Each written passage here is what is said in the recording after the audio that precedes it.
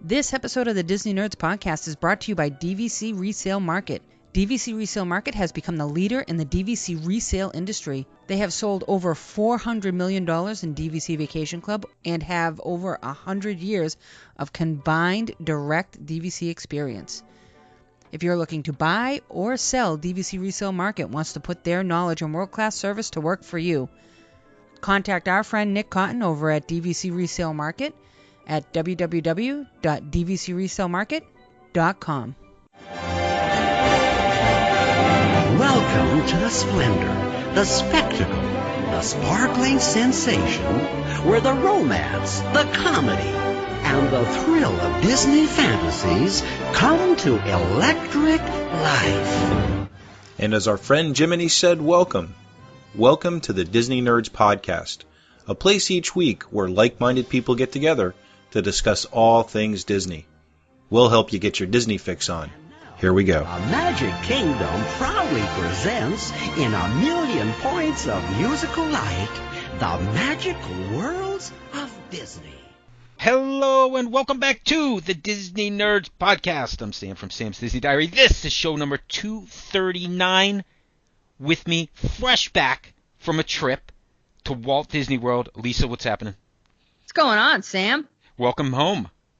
It's good to be home. I love sleeping in my own bed, but I do miss Walt Disney World. And as do I. And as I say welcome home, I have reminded to my last trip, which included a DVC stay, when everybody says welcome home, and I absolutely love that.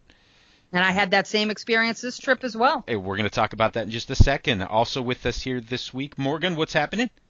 Hi, guys. How's it going? It's going great, although we're going to be talking about our recent trips. I'm sure you're either planning one or we're always planning our next trip, right? Oh, yeah. I am almost at 30 days from my next trip, but I can't wait to hear about your guys' trip. Beautiful, and there's so much happening. So a little perspective. I was in the Magic the third week in May 2018, and Lisa, you're fresh back like today back, which is cool because everything's fresh in your mind, which included the Galactic Nights on the 27th. We'll get to that. Really cool.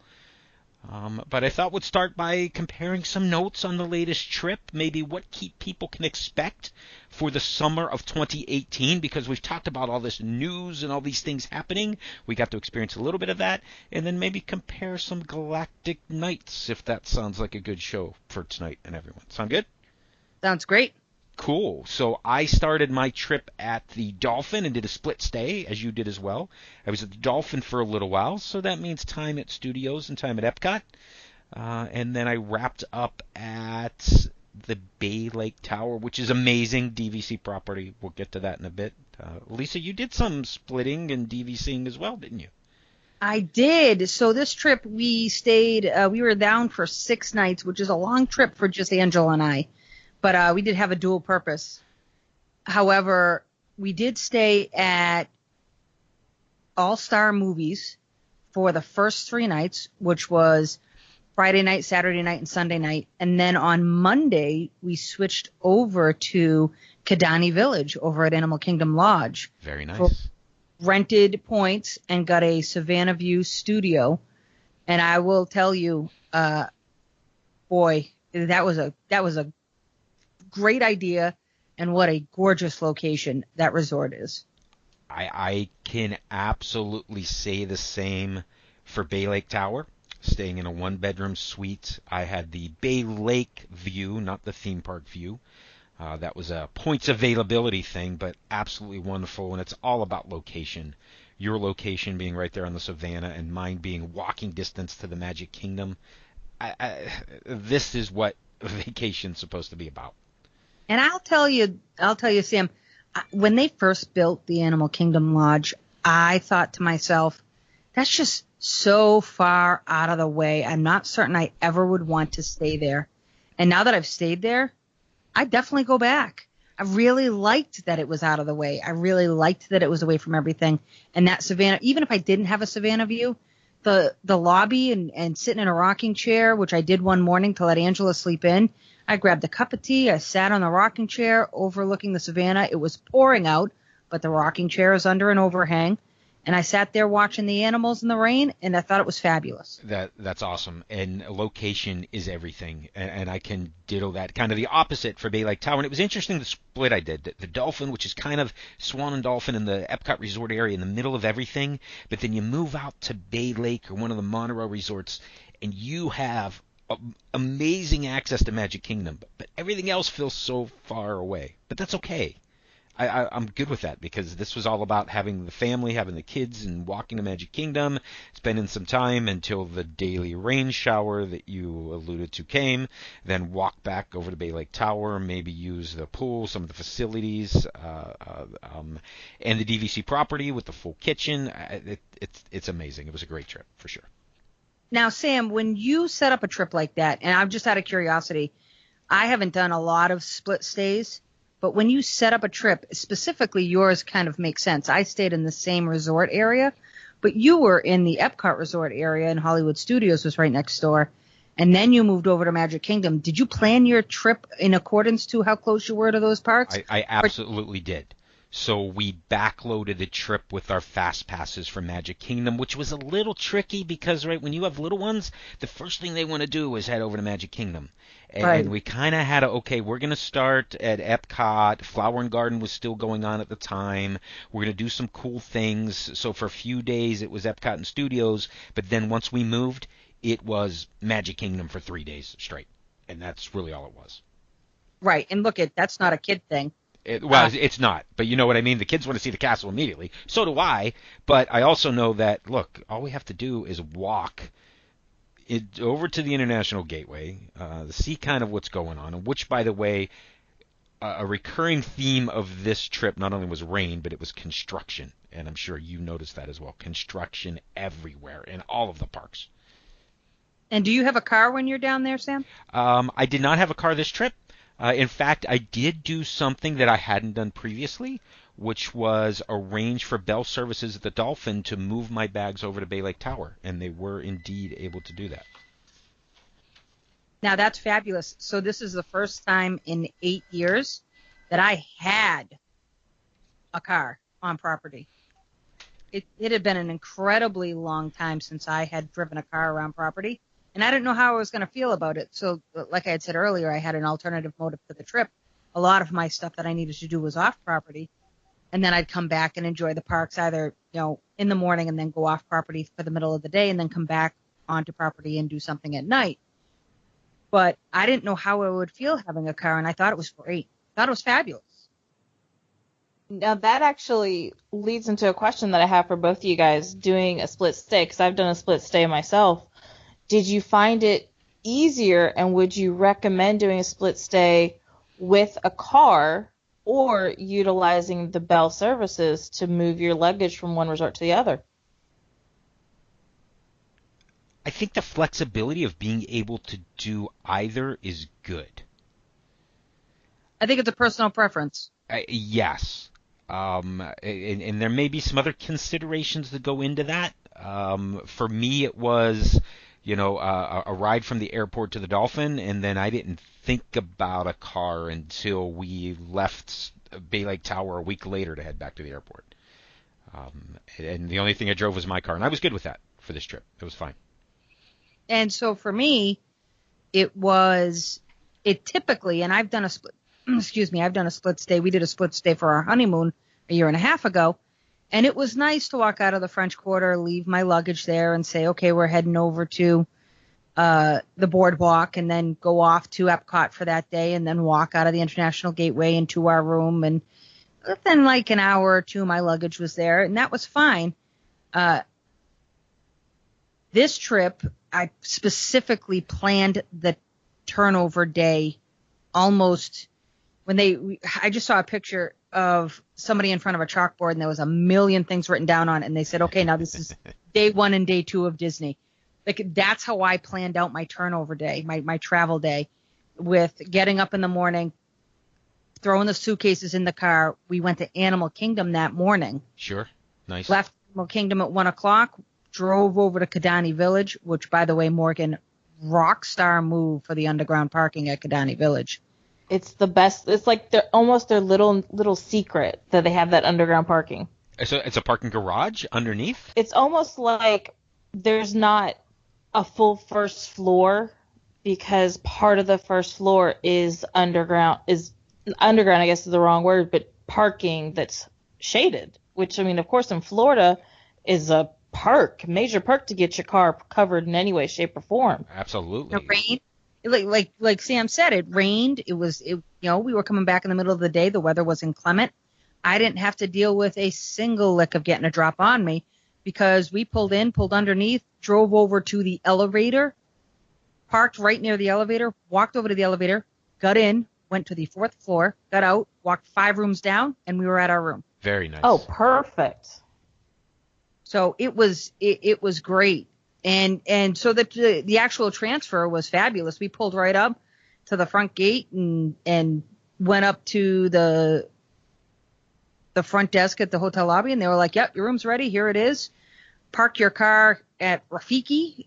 Okay, so we drove down, parked at Rafiki, came up, and I was floored with how easy it was to get in and out of that property with the elevator to the vehicle. And if you had still been at All Star Movies, you're opening a door right into the rainstorm. Right, and and we dealt with that a couple of days as well. Sure. Because we were in a 101 Dalmatian room, because I had requested something closer to parking. So that was the catch with the 101 Dalmatian room. We booked that after Animal Kingdom Lodge, and the only thing that was available for annual pass holders was a preferred room. Well, preferred room isn't really near parking. It's near the amenities and a bus stop, right? That's right. It's near the amenities and near the front of the resort, but there really isn't a lot of parking there. So I had to request a preferred room that was further away from the amenities, but still a fairly decent-sized walk from the parking lot. Yeah, I get it. And you're really getting to some of the differences between value and deluxe. And, we could have a conversation all about that. But I love being able to walk into a hallway and not open a door and be in the weather. Especially in the summertime. You open the door and the humidity just hits you. I want to walk down a hallway, get a cup of coffee, check out the lobby, come back. And in your case, parking underneath, that's awesome. I wasn't aware of that. That's great. Now, Sam, when you were down there, you got to experience the Flower and Garden. We were there for the very end of the Flower and Garden Festival, which ran all the way until the start of the summer and Memorial Day weekend, which was kind of cool, right? So I think everybody knows I'm a huge fan of the Flower and Garden Festival. When I go to Epcot and it's not a festival, I think it feels kind of empty. But that's probably just because I'm so used to the extra kiosks and the extra booths and the extra stuff. But love the Flower and Garden Festival. And yes, we made it for the end of that.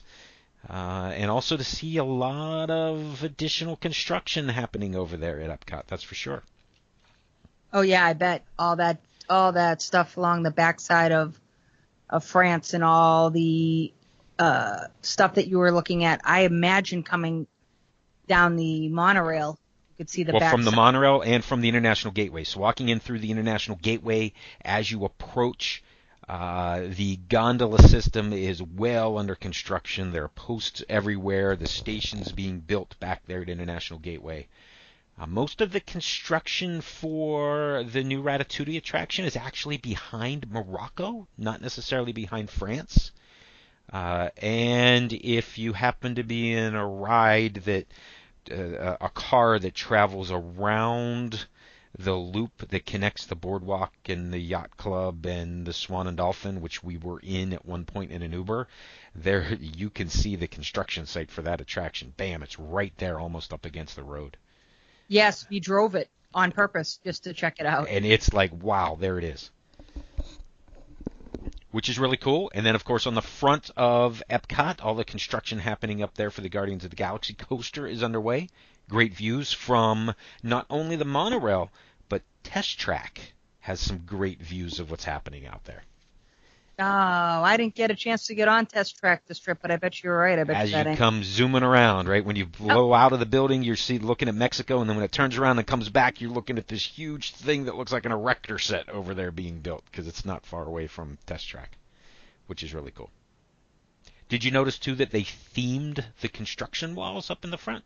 No, I did not. So they have a Guardians of the Galaxy theme to the construction walls that are wrapped around Ellen's Energy Adventure, which is pretty cool. Gives you a little excitement of what's to come up in the front. Oh, that's awesome. Oh, that's cool. Yeah, when I was there in March, they just had the basic walls, so it's cool they finally got them themed. Yeah, they're themed and it looks really cool, and it makes you go, maybe this is gonna be cool. I can't wait. Bring a little excitement to it. It's much better than just the green construction wall, which is cool. There's also when you're on the monorail, and if you did a monorail from Transportation Center over to Epcot, as you approach Epcot, you can see near the parking lot that there's some surveying going on to the parking lot, and the wooded area, if you're looking at Epcot to the right-hand side, and we speculated a couple of shows ago that that's the potential location of a future hotel, so there's definitely some survey markers going on out there. Oh, that's awesome. Which is kind of cool, so we'll see how that goes in the grand scheme of things, right? Lisa, when you got to Epcot, Flower and Garden was finished. Is that correct, or was it still going on? No, we did Epcot on Saturday night, and then we did it again on Tuesday night. Saturday night, it was still going on. Was that the last day, or was that close to the last? I think Sunday was the last day, so you were there Saturday. Yeah, I think it ended on Sunday. Yeah, I think it ended on Sunday. But I will say it was raining. It was a little reminiscent of our walk through the last trip, and being able to walk right up. We went to the Honey Bistro and grabbed a few things before walking around. We hit a few booths that we had not hit during our last trip, and we hit a lot of booths on the last trip, so we were in pretty good shape. One of the things we did get, Sam, and I don't know whether or not you got this on your trip, but did you pick up the Donald magnet? So I got the mini magnet at Flower and Garden, and yes, the Donald Duck pass holder magnet over at Hollywood Studios, yes. And that was in a very unique location. Different from where you got the Mickey and Minnie magnets, which were in Epcot in that back little hallway. Right. This was in a store. Yeah, right in the main store on the right-hand side. I think that's the Five and Dime, if I remember right. Yes. I thought that was strange. When they did the pass holder Christmas magnet, you could only get it at Hollywood. So I would assume it'd be very similar because it was getting them in the stores. Yeah, the same thing then. Yeah. And I missed out on the mini magnet. I'm a little sad about that. It was the first Minnie and Mickey, so you got to wonder who's going to be next, right? These annual pass holder magnets are pretty cool. Well, my favorite Goofy. I'm saying they're going to go through the Fab Five, so they got Goofy and Pluto, maybe even a Daisy. Could be. So, Lisa, you were there for the start of some of the incredible summer fun. I did notice while I was there in Tomorrowland, there was incredible merchandise. Essentially, the Incredibles had taken over the store that was the exit to the Stitch attraction. It was all Incredibles in there. I'm assuming that was still the case. That was definitely still the case.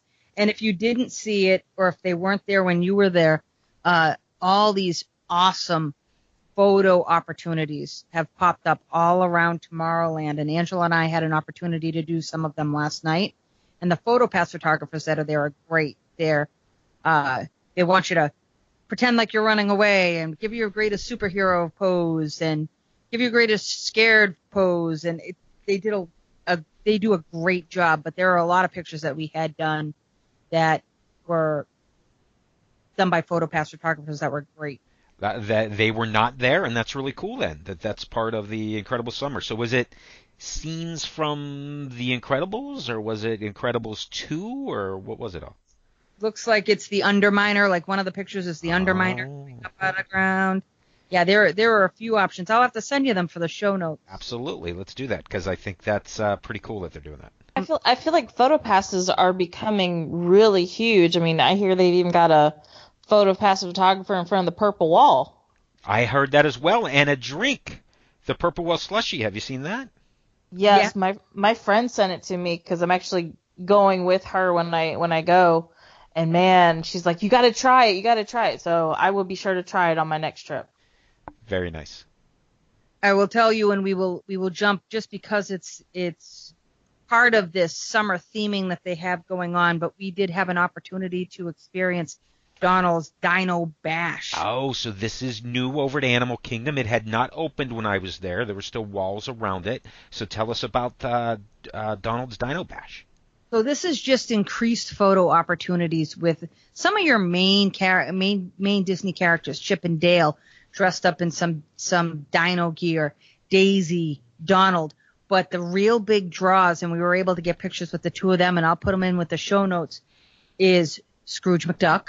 Ooh. And then Launchpad McQuack. Nice. And those, like that, these characters were great. They're incredibly interactive and a lot of fun. They were a lot of fun. That's great. And so this is obviously in Dino Land. When I was there, the previous meet and greet where Goofy and Pluto used to be sort of to the right of Triceratops Spin next to the store, that was behind walls. Is that where it is, or is it all over Dino Land, or where's it happening? It's spread out all over Dino Land. I think I saw 1, 2, 3, because Pluto's there too, 4, 5, 6, there might be 7 or 8 picture opportunities over there. That is great. I love it. When I was there, I did have the opportunity to attend the DVC Midnight Madness at Animal Kingdom, or whatever exactly what it was called, which was an event for DVC members, and they did have Launchpad and Scrooge over there. So it's interesting they kept them, and they're part of the always there now, which is great because that's people line up for those guys. Yes, they will, and certainly DuckTales has been a big, big hit on the Disney Channel. But Angela asked a really good question, and it's certainly a story topic for another time. But will this be enough to keep Dino Land alive? It's a good question. Yeah, that is a good question. Were you able to see the Up Bird Adventure while you were there? I did not. I didn't get a chance to really experience that, but I will tell you, I listened to a little bit from the outside, and it sounded awesome. It very much the same animals that had been in the previous show, if you're familiar with it. They just did integrate the characters from Up, which are pretty cool, right? It's a wilderness explorer thing, and he's trying to earn his merit badge, and it's kind of neat. I did get to sit through it. It's a good show. The kids enjoyed it. They like the birds, so it was good.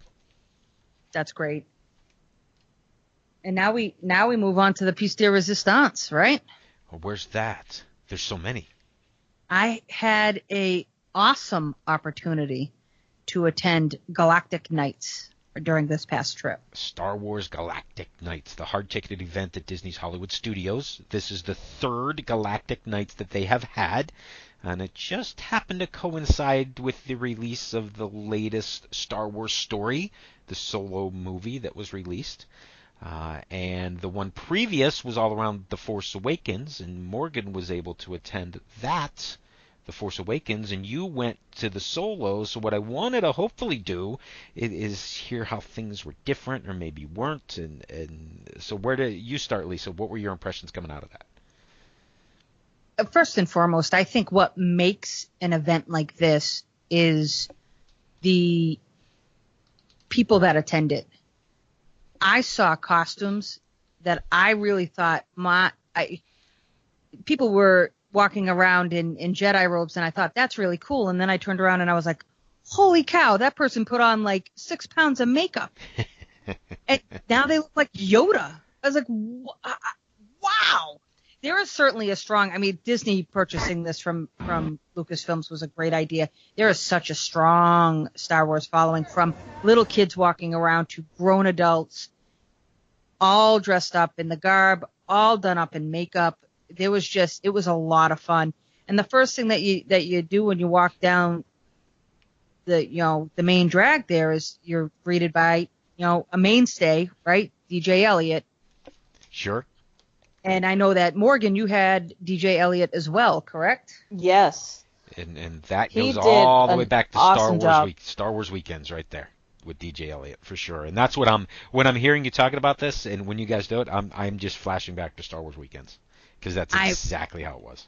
I imagine so. So for us, we were able to experience some, but not all of the experiences that they had to offer. But one of the biggest things that we did, just like Morgan did in December, we were able to attend the panel. The panel discussion, which was also at the Indy Jones Theater, yes? Yes, it was. Okay. So I sat right in the front row. and had a great shot and a great view of, I'm going to forget his name. What's his name? Warwick Davis was Thank the you. host. Yes. Yes. Who, by the way, is in Solo. He's in all of them. Yes, Yep. he's in every single one. He is in all of them. And I didn't realize that he had been, but he did a great job getting the crowd rolling. And then the panel came out and they started talking about some of the new announcements, fresh off the press. New news. Yes, new news. I'll tell you, the biggest thing that came out that you're seeing everywhere is if you travel past the backside of Hollywood Studios, you can see these spires that are coming up. Yes. And now the new area is called the Black Spire. The Black Spire is the outpost on Batuu. Yes. So we knew the planet. Now we know the name of the outpost. Yes, so there's a backstory to it where it was a desolate area and it was a hidden, this Black Spire outpost is a hidden area amongst rebels, and there's this whole backstory that they put into play. And one of the panelists really went on and on about how she has come up with all these stories along with some of the other Imagineers, and to think that they have put all this together is just amazing. Definitely some backstory that I'm sure will tie into the hotel and what's going to happen with the hotel, which, by the way, we saw an official announcement of where the hotel is going to be located, which we sort of all knew. It's just south of Hollywood Studios with a direct entrance into Galaxy's Edge. So that's all cool, and there's some, every time we think 2019 feels so far away, it gets a little bit closer. Now, I will say one of the things that I was floored by was they are in the process of right now behind those walls building not one, but two AT-ATs. Full size, correct? Full size. Cool. So when you think about how big those are going to be, that is something you're going to be in awe. We were able to see the inside of the Millennium Falcon and how that was going to work, and that was really neat. And then they're adding a second ship for you to go through. Very nice. So there was definitely a lot that came out of that particular panel. And I don't know, I don't remember, Morgan, and forgive me, but I know that there were several announcements that were made at your panel. Yeah, actually, they're doing a good job with these Galactic Nights, is because really your panel just added to, like, they didn't really repeat much from the panel that you saw and the panel that I saw, because I mean, really, they announced the planet where you got to get the name of the outpost. They announced the AT-ATs at yours. I think they announced the Millennium Falcon at mine. So it. And some X-Wing fighters, if I remember. Yeah, so I mean, they're trickling out enough information, and they have. It's just amazing the amount of detail that they are going into. Because I remember hearing in my panel how even the souvenirs that are going to be available when you're on Batuu, which is the name of the planet that you're going to go to when you go to Galaxy's Edge, mm-hmm. It's not going to be like you walk in and there's your T-shirts and your keychains. It's going to be like you are on that planet, and these are artisan souvenirs made by the people that live on this planet. Like, it is fully immersive, and the details are amazing. I can't wait. I did catch a part of the panel when you were live streaming it there, Lisa, and one of the things that I thought was very interesting, and it reminded me of another land that opened recently, which was the pet store that was going to be part of the new Black Spire. And they have the interactive, yes. Yes. So essentially, you're going to take a look at pets in one of these shops, and one is going to pick you, which sounds a lot like the Banshee over in Animal Kingdom, and the little Banshee that's on people's shoulders. It makes me very interested in what type of creatures we're going to see people walk around with on their shoulders. It was in the Galaxy's exact thing Edge. that I thought of. I would hope that they do more than one type of creature where, in Pandora you get just the Banshee. I hope that they do more than one creature just to give that variety. I'm 100% with you, because I'd love to see different things. I don't know what, but I immediately went to Salacious Crumb, the thing on Jabba the Hutt from The Empire Strikes Back. Yes. Especially if you do that laugh. That'd be awesome. I would make it do that all day long if I had one of those. And just that would be cool. And it would annoy people, but I wouldn't care because it would just be so cool. Galaxy Far, Far Away, which is the stage show. Were you able to catch that, Lisa? No, we did not. I wondered if there were any shout-outs to Solo there, if there was, because of the big thing a while back was when Rey showed up, and it was like, oh my gosh, it's Rey, who's now a part of the daily Galaxy Far, Far Away at Hollywood Studios. And was there any tie-in for the Solo movie? There definitely was. There definitely had tie-ins there, and they also had tie-ins with Galactic Destinations, which was the projection on the Tower of Terror. Of course. One other thing from the panel that I thought was really interesting, and now it's the little things for me, Sure. is they are bringing back the original voice actor for, and I'm going to mess this up, but I'm going to do my best, Nien Nunn, who was in the original Star Wars. That was Lando Calrissian's co-pilot in the Millennium Falcon at the end of Return of the Jedi. Yes. Okay, so I know exactly what you're talking about, and I think that's right. So here's the catch with him, is that the guy that did the voice, they did a whole behind the music, if you will, of the gentleman who did, his name's Kip Sang Rotich, and they couldn't find him. They scoured the earth for him. So He was a college student, and he just went and figured while he was in college, why not go and do a voice he went and did a voiceover. Excuse me. And when he did the voiceover, right soon after he graduated from college, he went back to Kenya. And nobody knew how to get in touch with him. Nobody. So they scoured the earth and finally found him. And they brought him back, and he is doing the voice for one of the attractions in the new Galaxy's Edge. Wow. A voice for one of the attractions. Very interesting, because I would immediately think it's the Falcon attraction. So, if you're looking for that story, definitely, I know on YouTube and in the recent blog that Ed wrote, that panel is in that blog and on YouTube. Perfect. We'll put a link to that in the show notes as well. The one other thing is what I was expecting as the March of the First Order wasn't the March of the First Order. It was the March of the Stormtroopers. But interesting. The Imperial March, right? The Imperial March, yeah. That was a little bit different. That's cool, though, if you ask me, and that ties to Solo, because the Solo movie is set during the Galactic Empire, not the First Order. That's correct. And they did the Imperial March for the Galactic Nights that I did, too. And I misread my thing and thought, oh, it's just the First Order, like, I'll skip it. I walked upon it, I'm like, oh, no, it's a different one.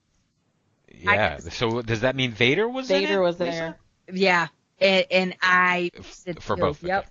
So I did the same thing that you did. I was able to do definitely the Galactic Destinations, but one of the things we were able to do that was nothing short of absolutely awesome, and I was just showing my kids tonight when we got back, was the overlay for Rock and Roller Coaster. All right, so tell us about this. I want to hear. Yes, I want to hear all about this. This was fabulous, and I kind of wish they had found a way to do a pre-show.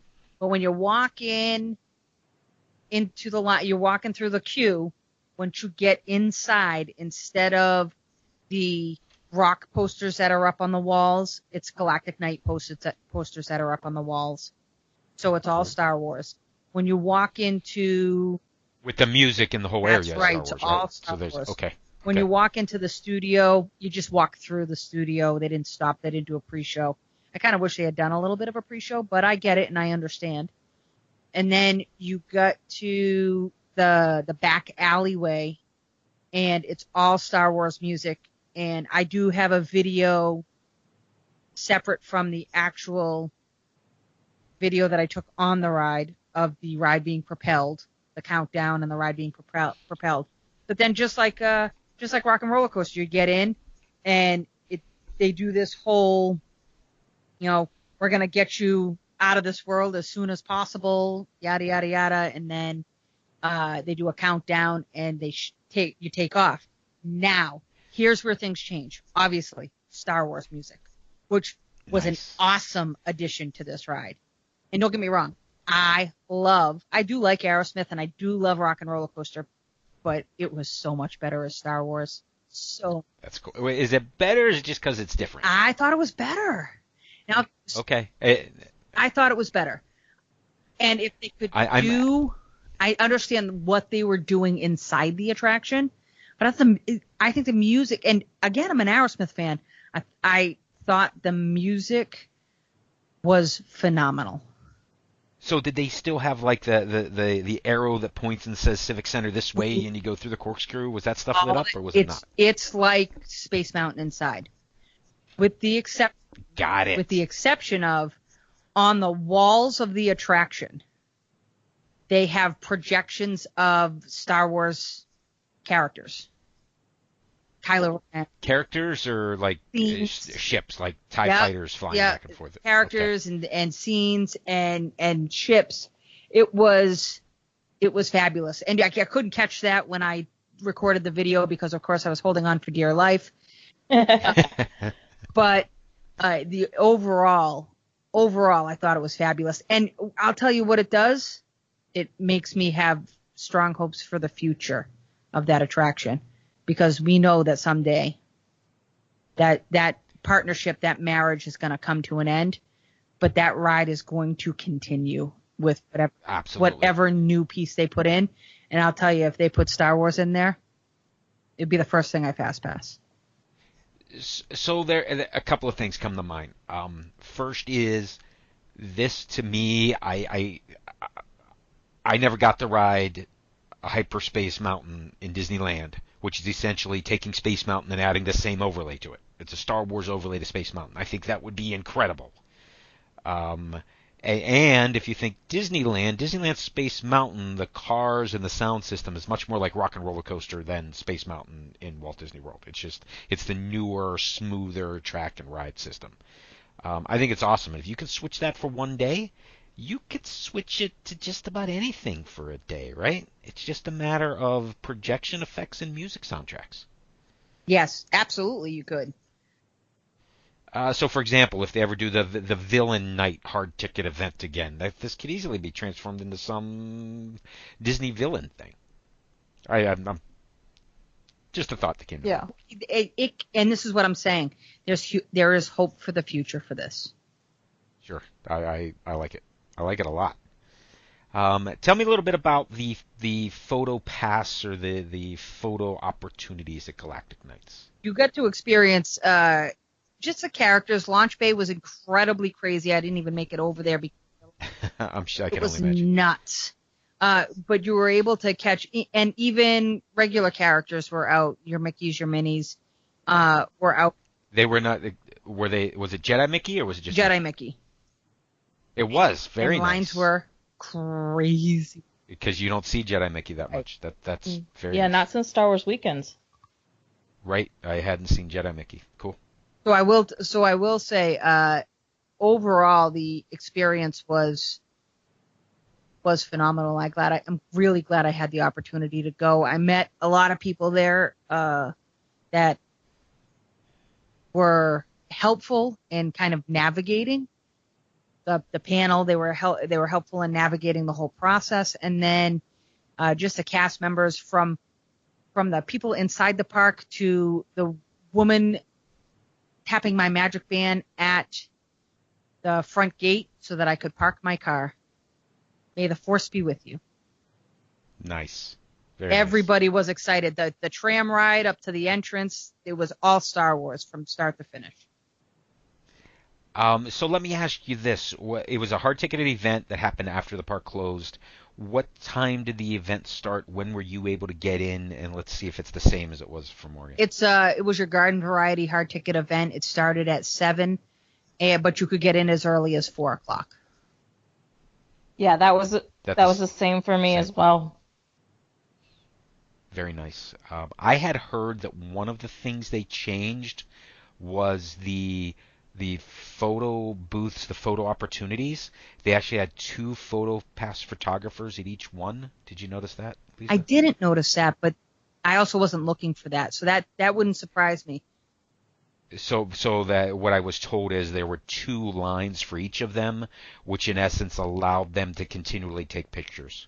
So you had 2 different angles at the backdrop, and you had somebody getting a picture taken while the next people were tapping their bands and doing whatever, and it was just back and forth to get twice as many people through, which is a really good idea. And you know what? You're absolutely right, because there were definitely 2 PhotoPass photographers at K2SO. So yes.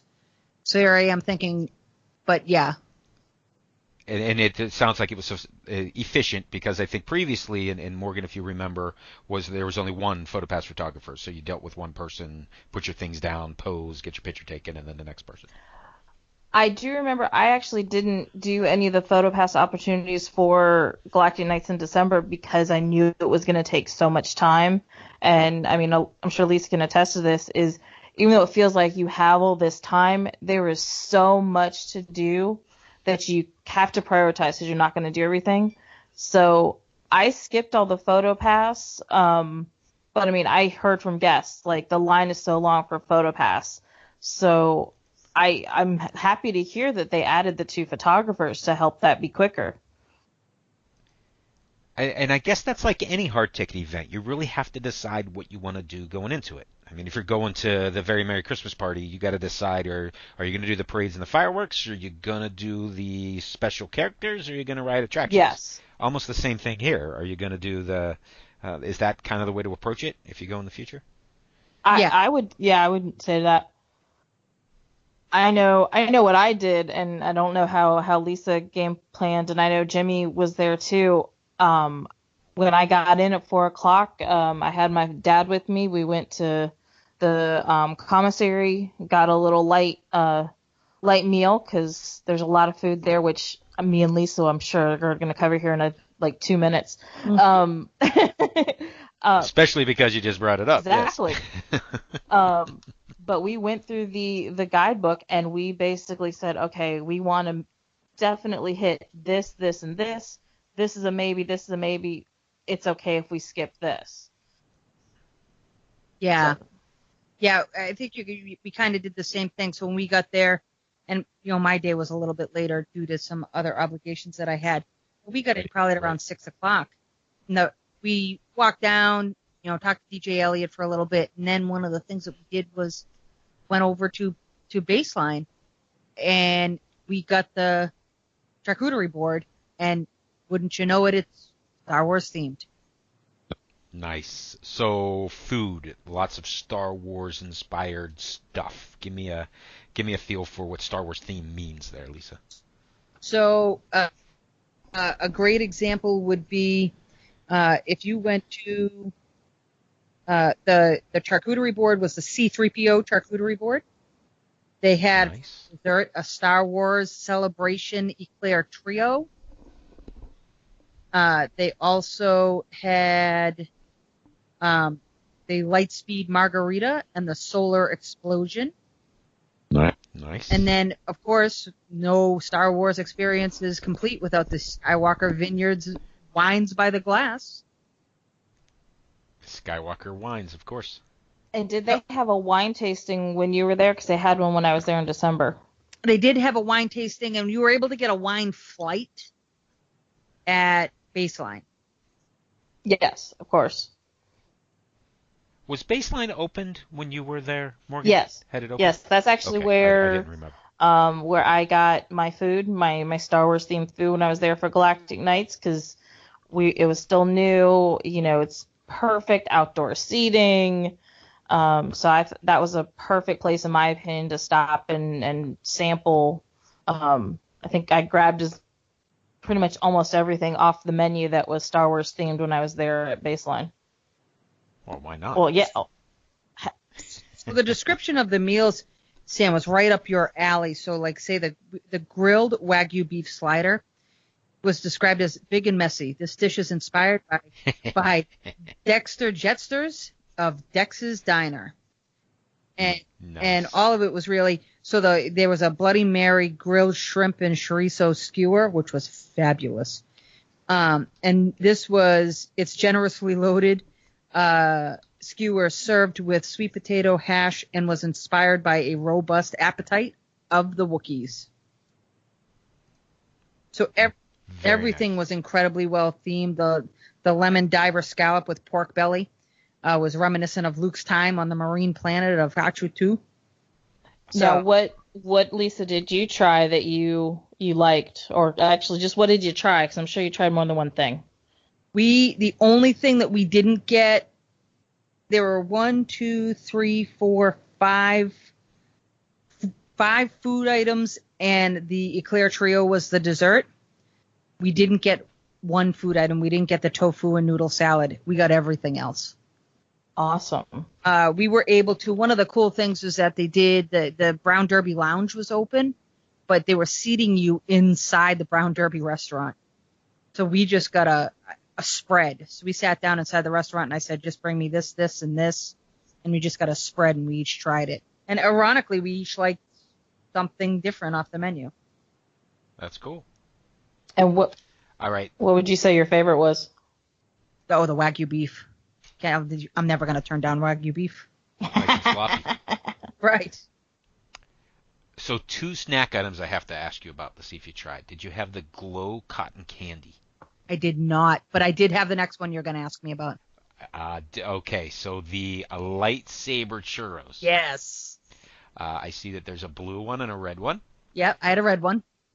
Is that base it looks like a lightsaber handle? Is that cardboard or is that something you keep? Is that a souvenir? It's cardboard. Yes, they had it in December too. It's cardboard. So what flavors are they? It's your garden variety churro. All it is colored sugar. It's colored sugar, so it's not like one's strawberry and one's blueberry or something. It's colored. That's cool though. There's nothing wrong with that. No, it was great. The kids have to love that. A lightsaber churro. I want one. You know how many kids were walking around with them? I was like, all of them. That's food, not a weapon. The weapon's in the back. Build your own. That's right. Okay, so food. Lots of themed food. How about merchandise? Lots of Star Wars merchandise, but as for Galactic Nights specific merchandise, they only had 2 items. They had They had a T-shirt and they had a water bottle. So were these like Galactic Nights 2018? Yep. Was it Galactic Nights Solo? How did it kind of look? It was white and it said Galactic Nights and it was May 27th, 2018. So it had the actual date on it. Yep. Okay. So there were no pins or anything? No specific pins that we saw. They do have the new specialty like solo pins that they just released. So that all that stuff was there. But nothing that you couldn't find in another park in another area as far as pins were concerned. That's interesting because there was more merchandise in December. There was, I believe, 2 Galactic Night shirts. There was, it wasn't a water bottle, but it was a travel coffee mug that was Galactic Nights. They had the pin, they had a poster, and I want to say at least one or 2 things more. So I'm surprised that they scaled down the merchandise. Well, that's really funny because we just so happened to bump into Bobby and April. And it was one of the things from Bobby and April from Pixie Purchases by April, which is great friends of the Disney Nerds podcast. Yeah. We were talking, and she had said to me that so much of that merchandise from December made it to the outlets that it seems like they scaled back significantly. And that was my thought when you said there was less. I mean, Disney does stuff for a reason, right? And if they get stuck with merchandise and it ends up at their outlets, they're just going to cut back on how much they have. That's right. It's a profitability thing. It's a profitability and it's a supply and demand thing. They want to make sure that demand continues to be high. And if that means limiting supply, okay. People are now going, oh man, I didn't get the pin at Galactic Nights 2018. I hope they have them next time. I got to make sure I get it at the next one. That kind of thing. Yeah, like I made sure that I got a pin because, you know, I like getting the pins, especially for special events. So I made, like, that was actually the only thing that I purchased was the pin for Galactic Nights in December. And then you got, well, so you talk about pins. We did get a solo, but everybody got them. And they were giving them away a couple of days later, but there was a solo movie pin, but like a pin. Like we. Not a button, a pin. No, like a button. Okay. Like a Disney Nerds podcast button. It was just square and said solo.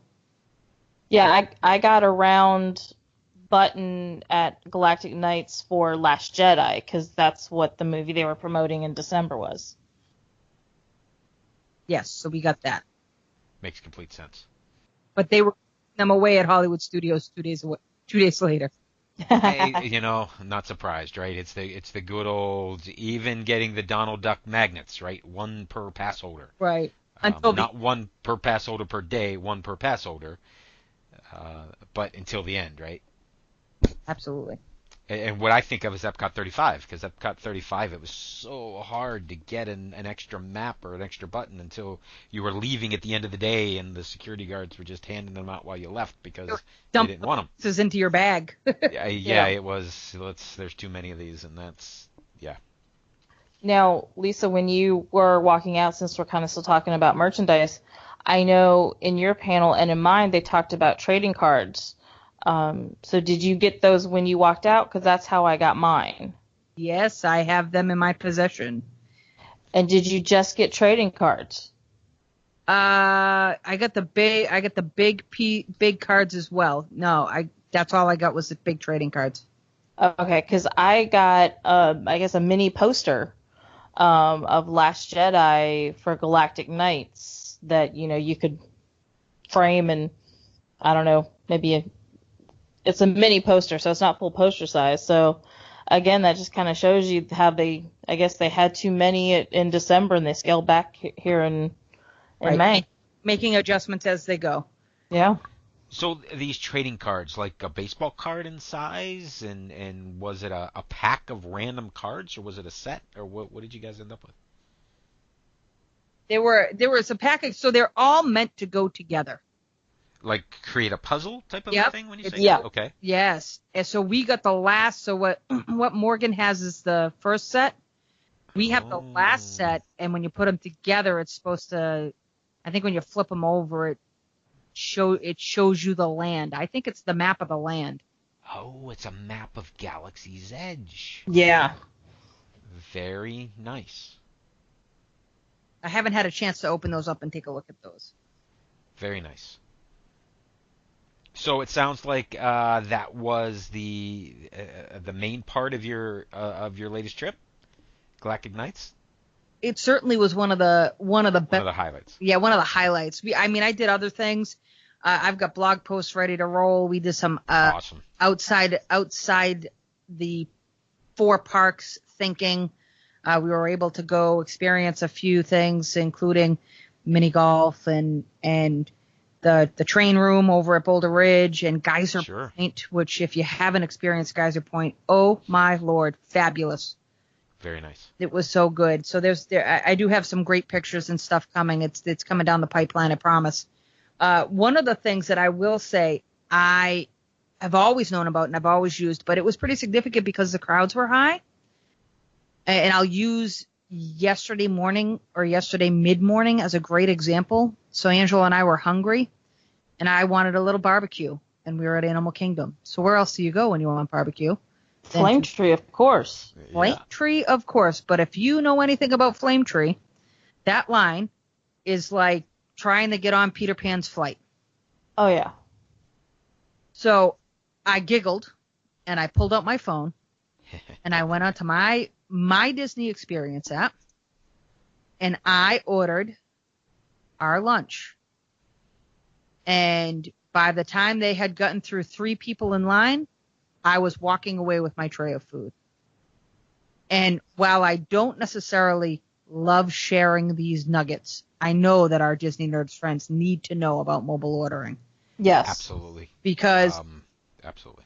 You will, where you'll see it. So I did it on Wednesday at Magic Kingdom, or rather Tuesday morning at Magic Kingdom. I did it, and it was awesome. I did it over at Cosmic Rays, and I know that, well, Jimmy's down there this week. He sent a picture of the line to get a Dole Whip, and then he ordered a Dole Whip via mobile order. And by the time they got through 2 or 3 people, he had his Dole Whip in his hand.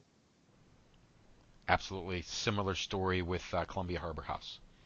And actually ordering while we were on at the Small World, which is something you can do. That's what we did with Cosmic Rays. With Cosmic Rays, I waited in line. We were able to meet up with, my nieces happened to be down at Walt Disney World, and I wasn't aware that they were coming down the same time as us. So we met up with them on Tuesday morning, and one of my nieces had not ridden Seven Dwarfs Mine Train, which we have talked about is not my favorite attraction. But if it's my niece's first time, it's my goddaughter, I absolutely jump into line, and it's only 80 minutes, and it's raining out. And, of course, the minute you get into the line, they say, the Seven Dwarfs, somebody's gone off the mine train, and we're delayed a little bit. 2 hours later, we finally get on the attraction. The longest I've ever in the history of my Disney nerddom waited in line for an attraction. But while we were in line, that's when I ordered lunch. Which is wonderful. Yep. By the time we got off, we walked over. I said, I'm here, ready to pick up. By the time I walked inside, they were calling my name. That you gotta love. So the only downside I have at Harbor House, it was lunchtime, and there are more people using mobile order now. On the app, when you hit, you place your order and then you say, I'm here, which is when you're walking in the door, and they get your order ready and they announce your number of your order. And on the app, it also says your order's ready. It says placing order, preparing order, your order's ready. And there's probably 5 people standing right in front of the counter where it says preparing order, and mine says my order's finished, and I'm trying to get through those people to get up there. It was a little bit annoying, but I get it. I understand. And we'll work through it, right? Yeah, there are still people that are learning how to use it. When I was at Cosmic Rays, there was a woman that was all upset that her order wasn't ready yet, and I looked at her and I went, did you hit the button that said, get it ready? I'm here, get my order ready? She goes, I have to do that? I said, yeah. Yeah, you might want to do that. I get it. So I think there's people are still working through the kinks. So my question for you, Sam, because I know you'll know the answer to this, is in those areas where, and now it's attached to my Disney Experience, which has my account information, in those areas where we get a pass holder discount, does the discount automatically come off? I did not experience any discount coming off, but I can also say I'm not sure where the discounts are good anymore. You get 10% of Picos, you get 10% of Cosmic Rays. I know that did not come off of the mobile order for me. Yeah, because I've used the mobile order as well, and the pass holder discount was not taken off. Because, I guess they just don't have that connected, or, however it is. I've actually used mobile ordering in Hollywood and Animal Kingdom and had no problem, no wait, no anything like that, which just kind of shows you how crowded Magic Kingdom is versus the other parks nowadays. But yeah, I've had no pass holder discount taken off my mobile ordering. So that needs to be their next upgrade, and then I think that'll totally complete the experience. They need to get Tables in Wonderland linked. That's a whole nother story. Yes. I'm now a member. Yeah, and it's not linked to anything. It's still paper card that ends up being a mess. If it gets wet, good luck. Oh yes. Yeah, I accidentally put my wallet in the washing machine because I have one of those wallets you can wash, and had to pull it out really quick because my Tables of Wonderland card was still in there. Oh no. So It's surprisingly enough, you could not read any of it because the back of it was completely, just a black smear, but it was able to scan. Really? Yeah. It scanned, and they'll give you another card if you bring your card up. They'll hand you another one and say, "Here you go. We reprinted it for you," which is good. All right, a couple of other very quick things, if I can, from 2018, things you might run into while you're down there. Did you have the opportunity to ride Toy Story Mania at all, Lisa? I did not, but the last time I was there, I noticed that they have made an adjustment to the entrance. Absolutely. So what they're doing in the grand scheme of things, we all know that Toy Story Land is going to be opening at the end of June, and when that opens, the entrance gets completely flopped to the other side. You enter through Toy Story Land, so they made some adjustments to the standby queue and fast passes, and they've really changed everything when it comes to getting into that attraction.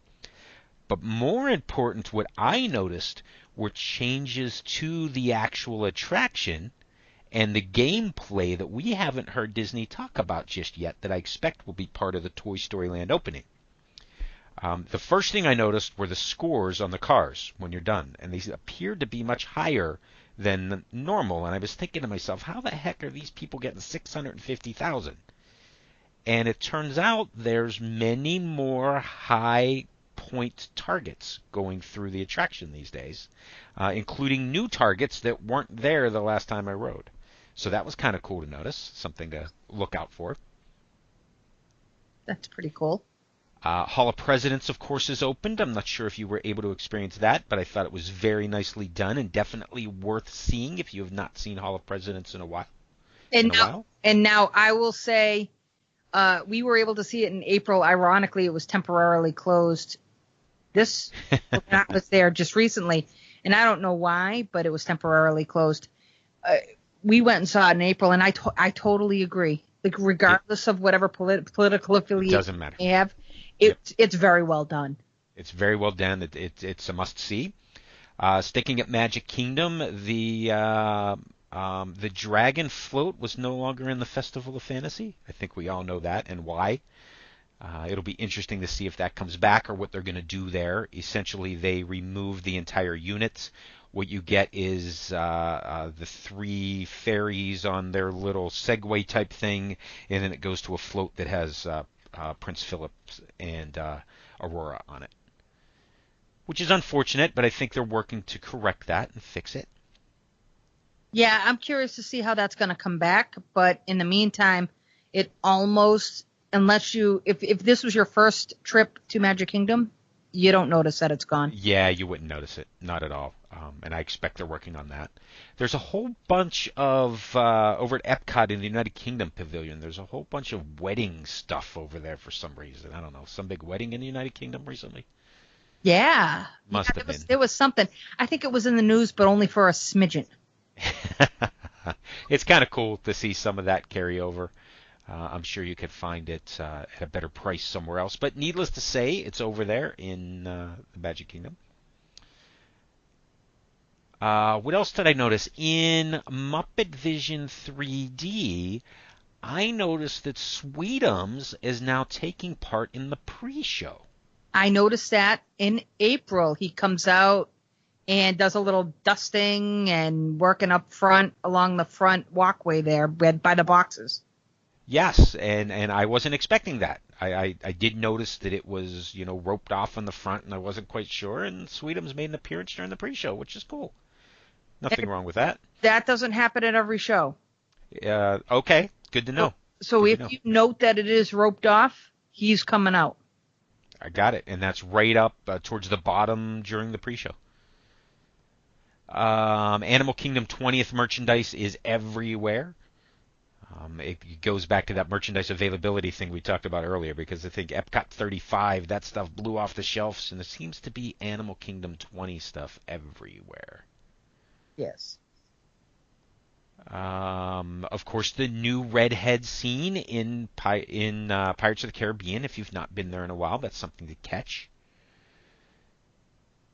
Lots of construction cranes, a new photo pass opportunity over at Rizzo's in Hollywood Studios, which is kind of cool. The photographers won't tell you, but Rizzo will actually be in the picture with you afterwards. Oh, interesting. Cool. That's great. Yes. I wonder if they'll bring more Muppets into the photo pass since Rizzo is making an appearance. That would be cool. They kind of put you against the green screen, but you're standing next to the wall at Rizzo's Pizzeria, kind of by the Christmas store, and they take the picture, and that's kind of cool. The Incredibles 2 have a preview over at the One Man's Dream Theater, which is kind of cool. You get to see the first 10 minutes of the movie, which is really neat. Some new bubble makers for kids over at Studios, Buzz Lightyear and Stitch. Yes. Kids seem to like those.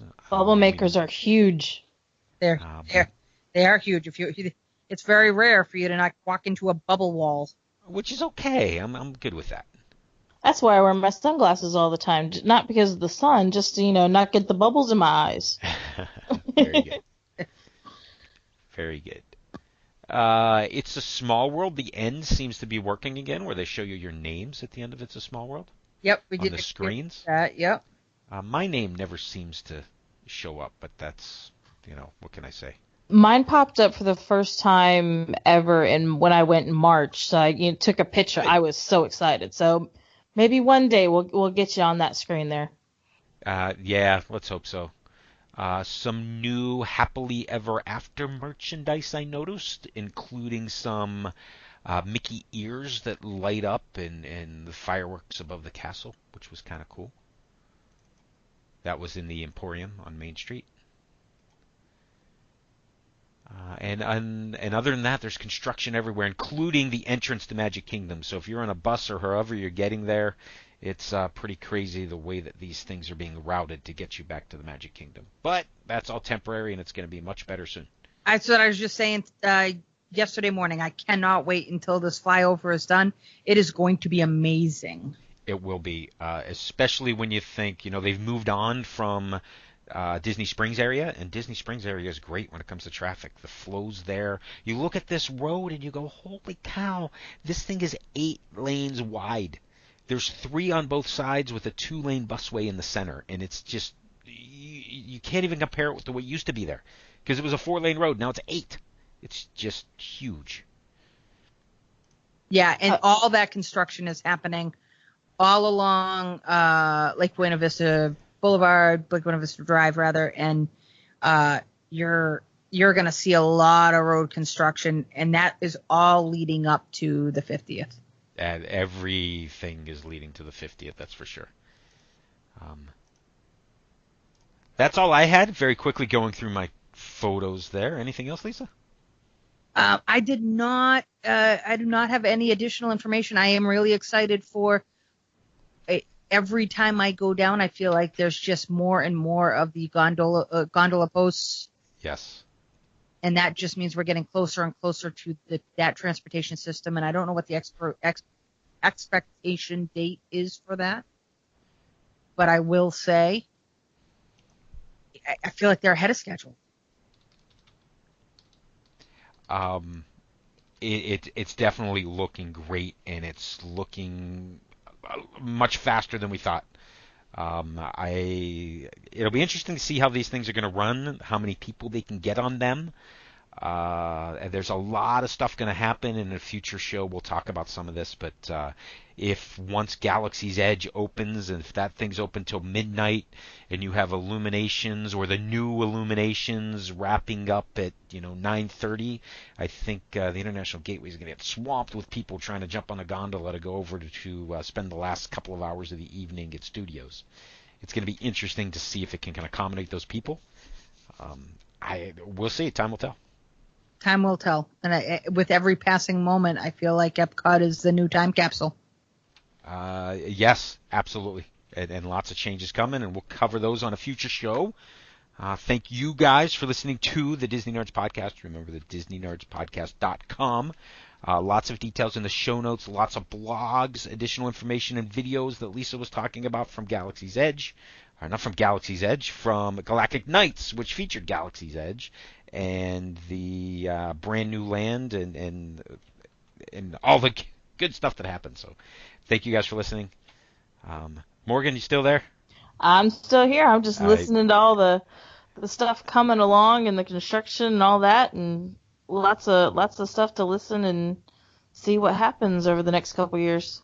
And by the way, thank you for the blogs that you have posted here lately. Some new magic bands coming out of Animal Kingdom, some crafty ideas, some really cool stuff. Thanks, and keep it coming.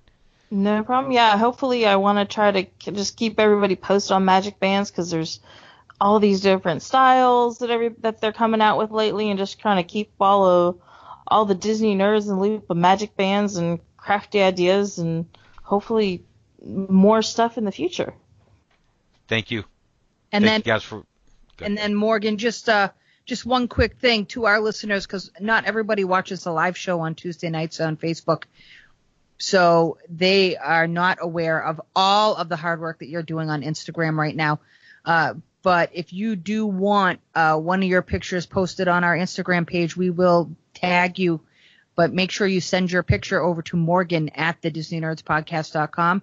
She has been using all of our friends' pictures for our hashtag days. So if you have some old pictures or some new pictures of Walt Disney World and your family, just send an email to Morgan at the DisneyNerdsPodcast.com. Yes, guys, I would love to show off all your pictures. We do a hashtag every day. So I have a hashtag for every single day of the week, including Saturday and Sunday. So a hashtag for every single park. I have throwback pictures, so send me those old pictures of you and your family. Just whatever you guys want featured on our Instagram as far as Disney pictures are concerned, send them my way, and I would love to share them with our community. What are the hashtag days again? I know you know them real quick. On Monday, we have Magic Monday, which is Magic Kingdom pictures. Tuesday is Transportation Tuesday, so that's when I want to see the monorail, the boat, the minivan, any form of transportation at Disney World. I want to see pictures of it. Wednesday is Wild Wednesday, so that's when I want to see those Animal Kingdom pictures. Thursday is Throwback Thursday, so of course I want to see those throwback pictures of you and your family, and even the parks. I want, let me see the castle as a birthday cake they did many years ago, something like that. Friday is Fireworks Friday, so I want to see those pictures of all the wonderful fireworks that they have in the parks. Saturday is Studio Saturday, so that's when I want to see those Hollywood Studios pictures. And Sunday is Spaceship Earth Sunday, so those are Epcot pictures. Doesn't have to be Spaceship Earth, but yeah, that's Sunday. I want to see those Epcot pictures. Awesome. Thanks for all the great work, Morgan. Thank you guys for listening. Remember the DisneyNerdsPodcast.com, all the places like Stitcher Radio, Google Play, iTunes. I am Sam from Sam's Disney Diary. Kungaloosh. So long, everybody. Have a magical day, y'all. If you would like to join our jamboree, there's a simple rule that's compulsory. Mortals pay a token fee. Rest in peace, the haunting's free. So hurry back, we would like your